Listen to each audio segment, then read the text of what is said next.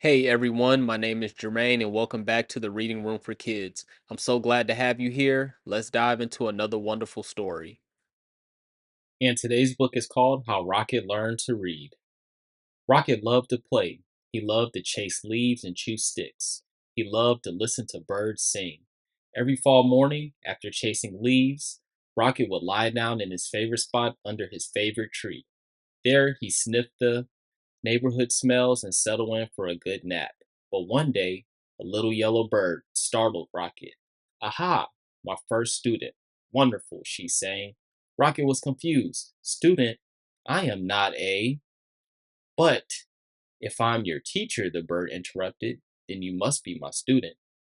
Rocket found it hard to argue with this bird. I am so glad you saw my sign, the bird chirped. Oh, yes, I can see it, Rocket said, but I don't know how to read. Can't read? Fantastic. She waved a wing. Welcome to my classroom. But I just came here to nap, Rocket said. No, no, there will be no napping in class, declared the bird, except for, of course, during nap time. Well then, I can take a nap over here, said Rocket. I've had a very busy morning. Not to worry, I'll be around every day, chirped the bird, until the weather turns. As Rocket breathed in the crisp air, the little yellow bird hung her banner. Ah, the wondrous, mighty, gorgeous alphabet, she marveled, where it all begins. Opening up a book, the bird began to read. She sang out the story of an unlucky dog named Buster who lost his favorite bone. A cool breeze carried her lively voice across the yard. At first, Rocket was disturbed, but before long, he found himself captivated. To Rocket, the story was as delicious as the earthy smells of fall. It was as exciting as chasing leaves. He closed his eyes and listened to every word. As Buster dug and dug under the lilac bush, the bird read, he felt something familiar. Rocket waited. Was it the bone, he wondered? Silence. Was it the bone, he called to the bird? More silence. Was it the bone? Rocket hollered. Suddenly, he was rushed to the tree. Well, was it? But the little yellow bird was gone. The next morning, Rocket arrived early. At last, the little yellow bird appeared. Hello, how wonderful to see you in class, she chirped.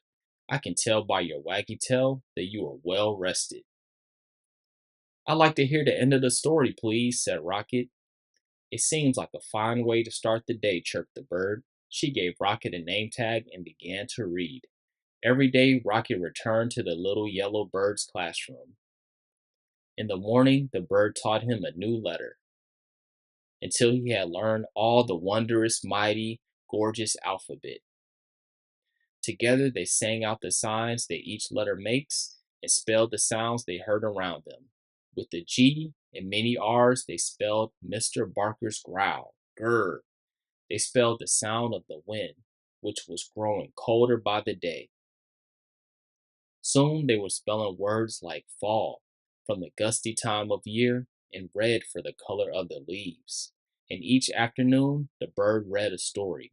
She read stories about dogs and birds. She read about leaves changing colors and about birds flying south for the winter. Then one day the weather turned and the letter banner disappeared.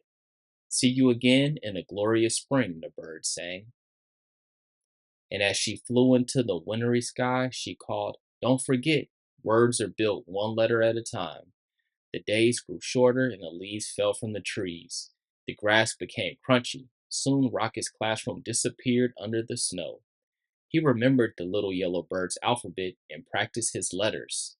Rocket thought about the bird's sweet chirp while he sounded out words like dig and wind and cold, sun, melt. He made new friends and spelled their names. Hello, Emma. Hey there, Fred. He spelled everything. When Rocket spelled mud, he knew that spring, as it always does, had returned. The breeze blew warmer, the grass grew greener, and a sign appeared. Early the next morning, Rocket rushed to his classroom. As he waited, he spelled wag. Soon the little yellow bird arrived. Aha! My star student, she sang. How wonderful to see you. I can tell by your waggy tail that you are ready for class. Then together they began to read. They read stories about birds flying north in the spring. They read about picnics in the warm summer sun. And they read about Buster, the lucky dog who found his bone under the lilac bush. And when they were done, they read it again and again and again. And that is the end of this story. I hope you enjoyed it, and I'll see you for the next one.